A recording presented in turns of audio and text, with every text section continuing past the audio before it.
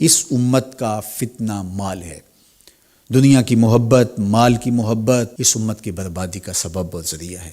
اس لیے ہم دنیا کے ساتھ محبت اور دنیا کے ساتھ الفت کا ایسا ربط قائم نہ کریں جو ہمیں ہمارے رب سے غافل کر دے۔ دنیا کی محبت کیا ہے؟ دنیا کی محبت خدا سے غافل ہونا ہے۔ اگر کوئی بندہ خدا سے غافل نہیں ہے تو یہ دنیا کی محبت نہیں۔ جیب میں پیسوں کا ہونا یہ دنیا کی محبت نہیں، دل میں ہونا دنیا کی محبت ہے۔ تو جب دل میں مال ہے تو یہ دنیا دار ہے بندہ۔ جیب میں مال سے دنیا دار نہیں ہوتا اگر دل مال کی محبت سے خالی ہو۔ تو ہم اپنی ضروریات کے لیے کاروبار کریں، امور دنیا میں آئیں اور اللہ کی مخلوق کو نفع پہنچائیں، آسودہ اور خوشحال زندگی بسر کریں، لیکن ہمارا مقصود صرف اللہ کی رضا اور اس کی خوشنودی کو حاصل کرنا ہو۔ اگرچہ امت کا ایک کثیر طبقہ پورا دنیا دار بن گیا ہے، لیکن اس کے باوجود بھی امت کے ایسے افراد آج بھی موجود ہیں جن کا مطمع نظر آخرت ہے، جو اللہ کے لیے جیتے ہیں، اللہ کے لیے مرتے ہیں۔ رضا الہی ان کا مقصود ہے، ان کی منشا اللہ کو راضی کرنا ہے۔ اللہ کے محبوب علیہ السلام گزرے تو حضور کو ایک خوشبو آئی، تو جبریل امین سے پوچھا کہ یہ خوشبو کس چیز کی ہے؟ تو کہا یہ ماشطہ بنت فرعون کی خوشبو ہے۔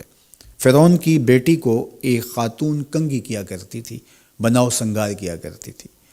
ایک دن اس کے ہاتھ سے کنگھی گر گئی تو اس نے کنگھی پکڑتے ہوئے کہا کہ اللہ کے نام سے برباد ہو فرعون۔ تو اس نے کہا کہ کیا میرے باپ کے علاوہ بھی کوئی معبود ہے؟ اس نے کہا کہ معبود برحق تو وہ ہے اور وہی سچا معبود ہے۔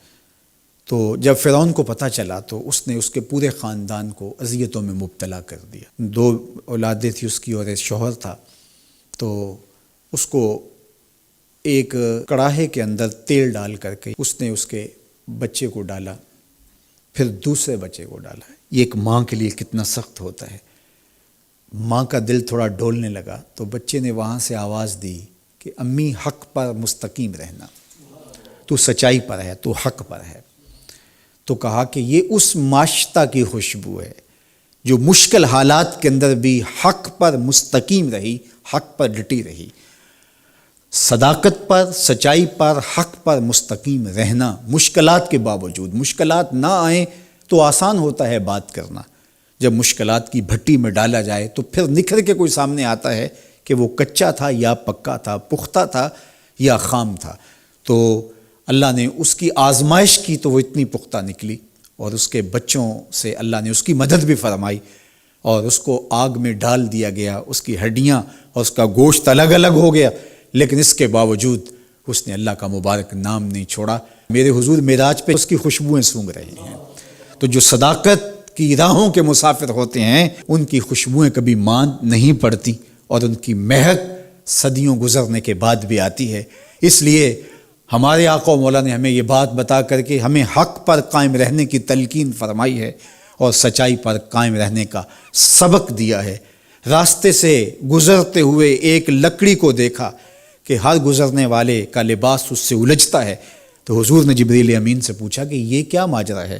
تو کہا کہ حضور یہ ان کی مثال ہے جو بازاروں، چوراہوں، چوکوں اور گلیوں میں بیٹھ کر کے کچہریاں لگاتے تھے اور آنے جانے والوں کو تنگ کیا کرتے تھے، ان کے لیے اذیت کا سامنا کرتے تھے۔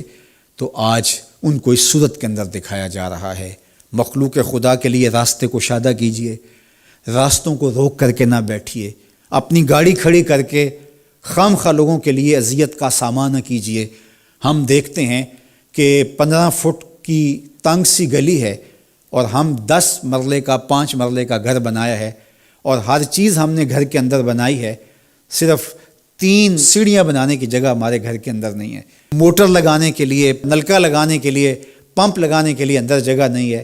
وہ ہم نے اس چھوٹی سی گلی کے اندر سے راستہ روک کر کے دونوں اطراف سے، تو ہم نے آنے جانے والوں کو اذیت اور تکلیف دینے کا مزاج بنایا ہوا ہے۔ راستے کو شادہ کرو، راستے صاف رکھو، اور لوگوں کے لیے آسانیاں اور راحتوں کے سامان کرو۔ جو لوگوں کے لیے آسانیاں پیدا کرتا ہے اللہ اس کے لیے آسانیاں پیدا کرتا ہے۔